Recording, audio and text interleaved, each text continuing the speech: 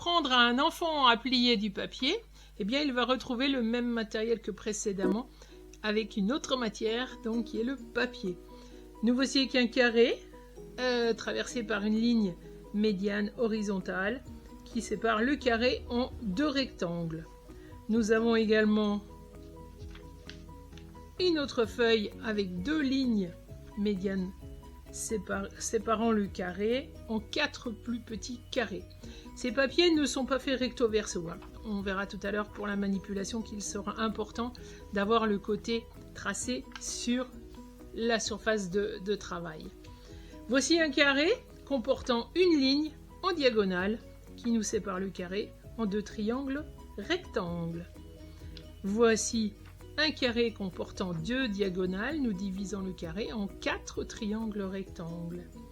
Et pour terminer, nous avons une feuille avec un point situé au centre. Vous verrez de quelle manière s'effectue le pliage. Premier carré de papier, plaçons la ligne médiane à l'horizontale et surtout la ligne tracée face à la surface de travail. Nous plaçons nos majeurs à peu près là où se trouve la ligne noire.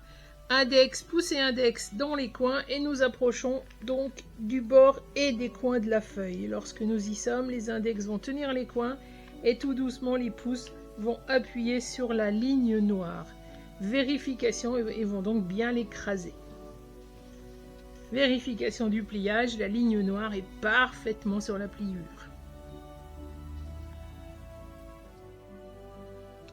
Deuxième feuille de papier, celle qui est séparée par deux lignes médianes, une horizontale et une verticale.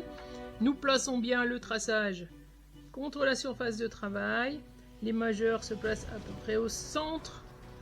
Les index et les pouces sur les bords de la feuille. Et nous approchons donc notre papier du bord opposé de la feuille.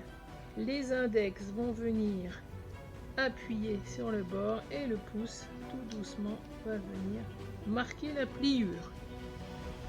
Nous vérifions peut-être que le pliage est bien effectué. Nous replaçons notre feuille avec ligne à l'horizontale, les majeurs sur la ligne, cette fois-ci elle est apparente des deux côtés. Nous plaçons les index, les pouces qui effectuent le marquage de la pliure et voilà notre pliage réussi. Troisième feuille de papier. Le carré est séparé par une diagonale. Nous veillons à ce que la diagonale soit à l'horizontale et nous retournons la feuille pour avoir le marquage côté surface de travail. Les majeurs tiennent les coins horizontaux de la feuille de papier et nous approchons donc des bords et du coin opposé. L'index tient pendant que les pouces vont marquer la pliure. Et voilà. Quatrième feuille de papier. Comme précédemment avec le tissu, un carré de papier séparé par deux diagonales. Nous allons placer une diagonale à l'horizontale, retourner le papier contre la surface de travail, poser les majeurs, venir mettre les bords et les coins opposés. Hop, on tient. Alors avec les petits doigts des enfants, c'est pas évident du tout, mais tout ça n'est que dextérité, entraînement, et en fait ils s'en sortent très très bien. Nous plaçons notre triangle avec la ligne à l'horizontale. Les majeurs tiennent, les index et les pouces s'exercent pour poser.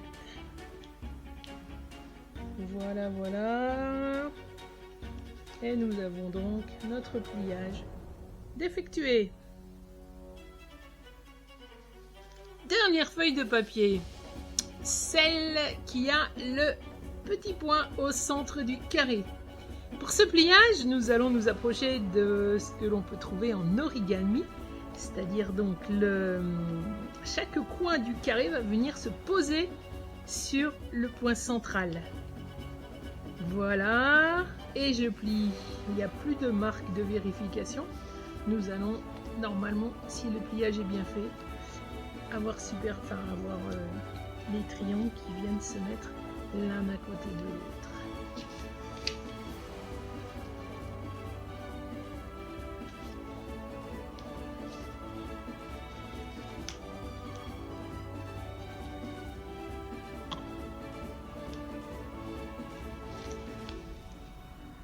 Et voilà, le pliage effectué.